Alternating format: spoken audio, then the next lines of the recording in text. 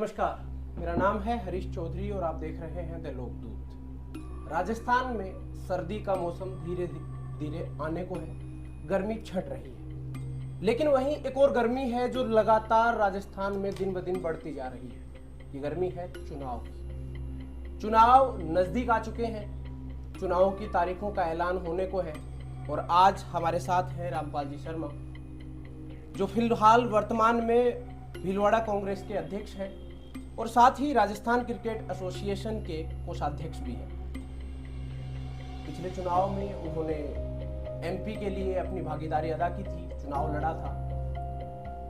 आज हम उनसे जानेंगे कि जो राजस्थान का चुनाव होना है उसमें कांग्रेस जो है वो किस तरह से चुनाव को देख रही है, कांग्रेस के रुझान क्या हैं, कांग्रेस किस तरह से परफॉर्म कर पाएगी, उन्होंने इन 5 सालों में किस तरह से जनता के लिए कल्याणकारी योजनाओं को चलाया है, जिससे जनता के बीच में क्या संदेश है और वो इस चुनाव से क्या आशा रखते हैं। आपका बहुत बहुत स्वागत है सर हमारे चैनल में। थैंक यू आपको।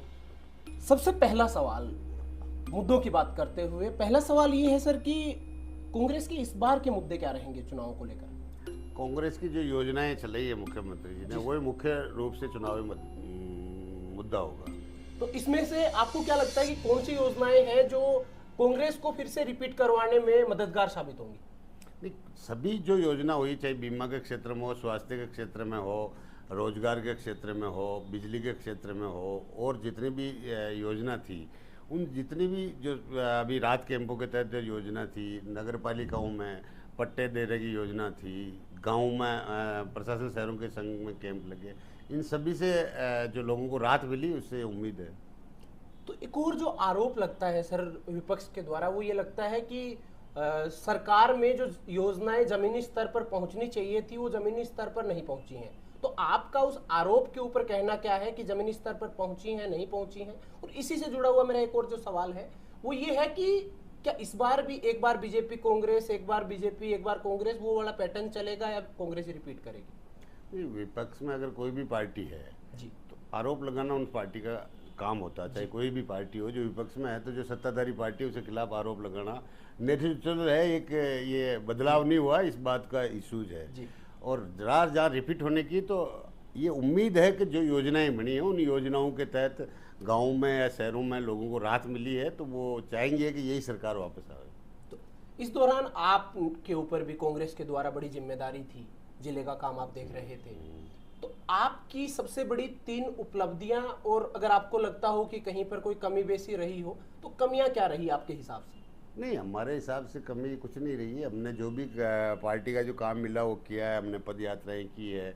हमने जब से मैं बढ़ा तब से मैंने मेरा बूथ मेरा गौरव में मैं पूरे ज़िले में एक पंचायत में गया हूँ, पूरे ज़िले का पद यात्रा करके दौरा किया है। हमसे जितना संगठन में हो सका उतना काम हमने किया है, और संगठन में समय समय पर बदलाव आता रहता है, उसी हिसाब से काम भी बदलता रहता है। जी, तो इस बार की जो कांग्रेस की चयन प्रक्रिया रहेगी विधायकों को टिकट देने की, वो चयन प्रक्रिया किस तरह से रहेगी जिसमें कांग्रेस चुनाव में उतरेगी? चयन प्रक्रिया ब्लॉक से लेके, जिले से लेके, पीसीसी से लेके, स्क्रीनिंग कमेटी से लेके सीईसी तक की जो प्रक्रिया होती है वो जिसी तरह से होती है वही प्रक्रिया रहेगी।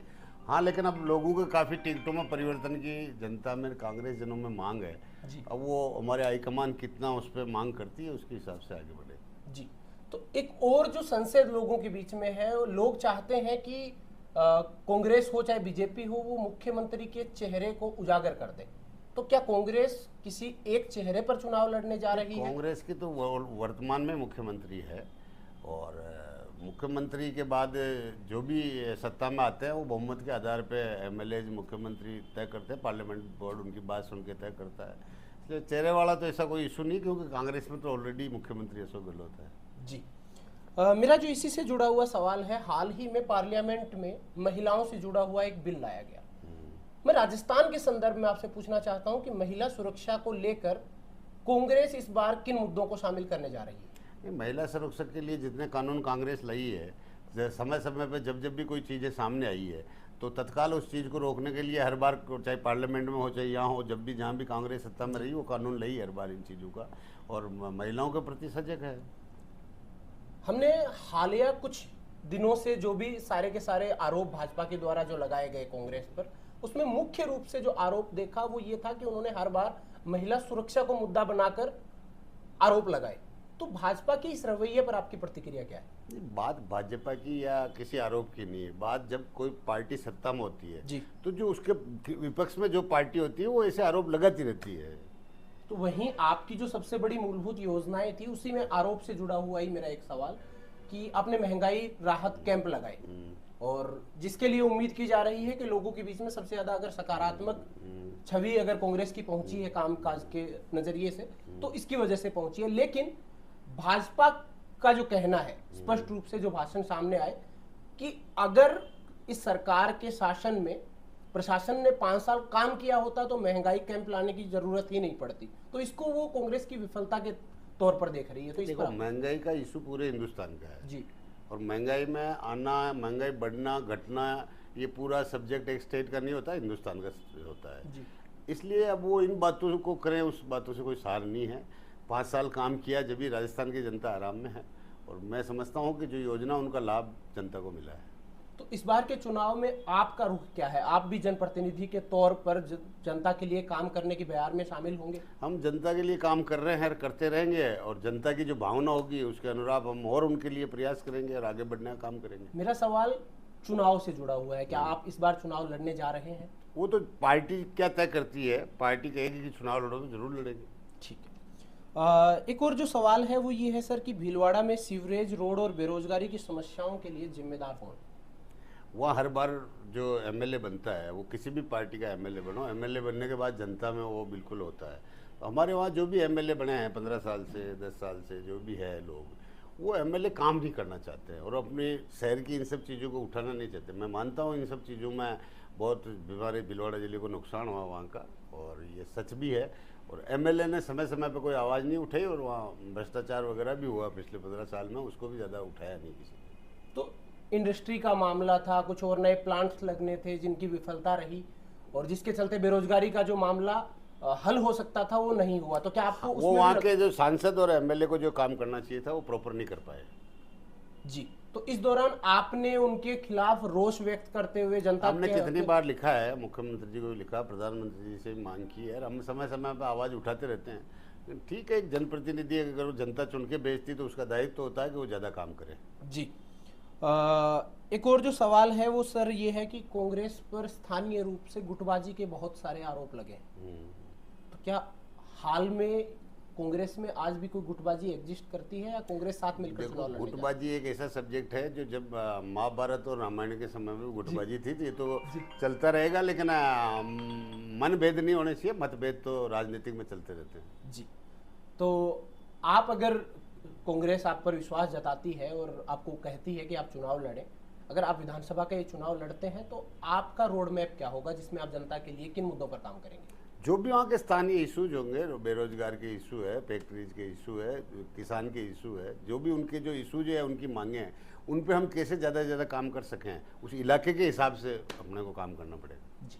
तो अंतिम जो सवाल है उसके रूप में मैं जो आपसे पूछना चाहता हूँ वो ये है कि अगर आप पर कांग्रेस विश्वास जताती है, आप चुनाव में उतरते हैं, तो जनता के लिए आपका संदेश क्या रहेगा?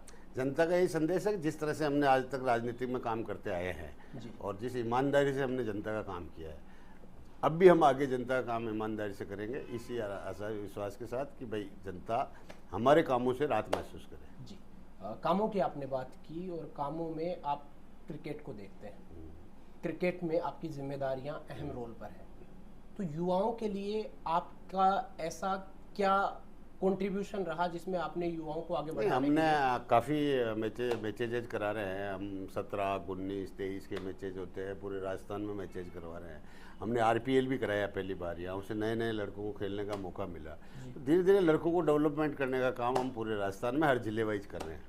तो आपको लगता है कि इससे आप जो प्रयास कर रहे हैं उससे कोई सकारात्मक परिवर्तन राजस्थान में खेलों में हमारे क्रिकेट में जो परिवर्तन ला रहे हैं, मुझे आशा है कि ये परिवर्तन राजस्थान का पूरे हिंदुस्तान में और बीसीसीआई में जब हमारे भारत की तरफ से खिलाड़ी यहाँ के खेलने जाएंगे तो राजस्थान का गौरव बढ़ेगा। एक और जो जनता मुख्य रूप से जिस सवाल के ऊपर अटकी हुई है उस सवाल के साथ हम इस बातचीत को खत्म करेंगे। आपके नज़रिए से कांग्रेस कितनी सीटें इस चुनाव में लेकर आ रही है? जिस भी पार्टी में जो भी कार्यकर्ता काम करता है वो आशा करता है कि हमारी सरकार बने जी और सरकार बहुमत के साथ बने। कांग्रेस के मुख्यमंत्री जी ने कहा कि 156 सीटें आएगी, तो 156 की ताकत लगा रहे हैं। जी। तो ये थी रामपाल जी शर्मा जी के साथ बातचीत। बहुत बहुत शुक्रिया सर हमें अपना कीमती समय देने के लिए। थैंक यू, धन्यवाद। अब ये तो देखना ही होगा कि जो मुख्यमंत्री जी ने कहा है उसके हिसाब से सीटें आती हैं या जनता अपने निर्णय में कितनी सीटें कांग्रेस को देकर भेजती है। इसी तरह की और अपडेट्स के लिए देखते रहिए द लोकदूत। शुक्रिया।